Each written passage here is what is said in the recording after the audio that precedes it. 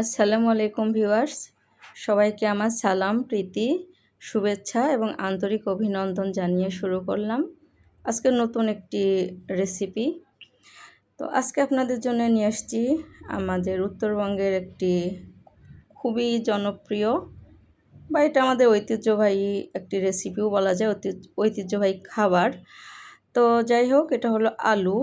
এটাকে আলুর মানে কেউ ভাজি বলবেন বা কেউ হয়তো বা ফ্রেঞ্চ ফ্রাই এই টাইপের আর কি, কিন্তু এটাকে আমরা উত্তরবঙ্গের মানুষেরা আলুর বাটাম বলি। তো এটা বিশেষ করে বগুড়া অঞ্চলের বা তার আশেপাশের মানুষের খুবই প্রিয় এবং খুবই ইজি এবং খেতেও সুস্বাদু। তো আলুগুলো সাধারণত বড় বড় আলুই নেওয়া হয় এই আলু বাটাম তৈরি করতে। খুব বেশি মশলা লাগে না। আমি আদা, রসুন, জিরা একসাথে বেটে নিয়েছি এবং সেটা খুব কম পরিমাণে দিলাম, আর একটু হলুদ, মরিচের গুঁড়া আর লবণ, ব্যাস এইটুকুই, আর কিছুই না।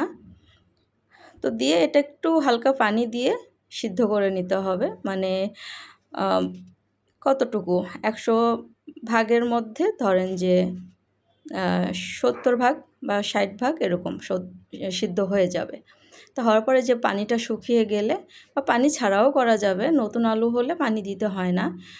তো এই যে একটু করে যখন হয়ে আসবে তখন এটা ভাজা ভাজা করে নিতে হবে। তারপরে পেঁয়াজ আর রসুনটা দিয়ে আমি এটা বেরেস্তা দিয়ে নিলাম। কেউ কেউ এখানে পাঁচফোড়নও ইউজ করে, তো আমি পেঁয়াজ আর রসুনটাই দিলাম। আর সামান্য একটু পাঁচফোড়ন খুবই কম পরিমাণে দিলাম। আমার ছেলে যেহেতু এটা খুব বেশি পছন্দ করে না এই স্মেলটা, কিন্তু এই স্মেলটা আমার অনেক ভালো লাগে। তো ছেলে যেহেতু বেশি খাবে তাই তারপরেও দিলাম আপনাদেরকে দেখানোর জন্যে। এটা চাইলে স্কিপ করা যায়। সামান্য একটু ধনেপাতা এটা না দিলেও হবে, না দিলেও হবে। আমি ছিল তাই দিলাম, না দিলেও চলে আর কি। সাধারণত আমাদের উত্তরবঙ্গের মানুষ ধনিয়া পাতা দেয় না, তা আমি দিলাম।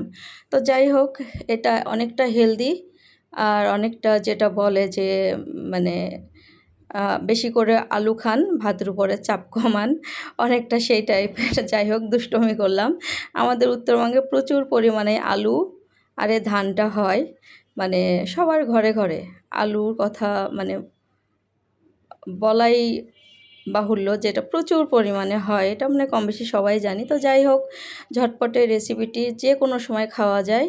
তো যদি ভালো লাগে আমার এই রেসিপিটি, একটু কষ্ট করে লাইক, কমেন্ট, শেয়ার, সাথে সাবস্ক্রাইব করে দিবেন। অল বাটন যদি মনে চায় অল বাটনে চাপ দিয়ে রাখবেন, যেন আমি ভিডিও দেওয়ার সাথে সাথে আপনাদের নোটিফিকেশনে চলে যায়। বিদায় নিচ্ছি সবার সুস্থতা কামনা করে। আল্লাহ হাফেজ।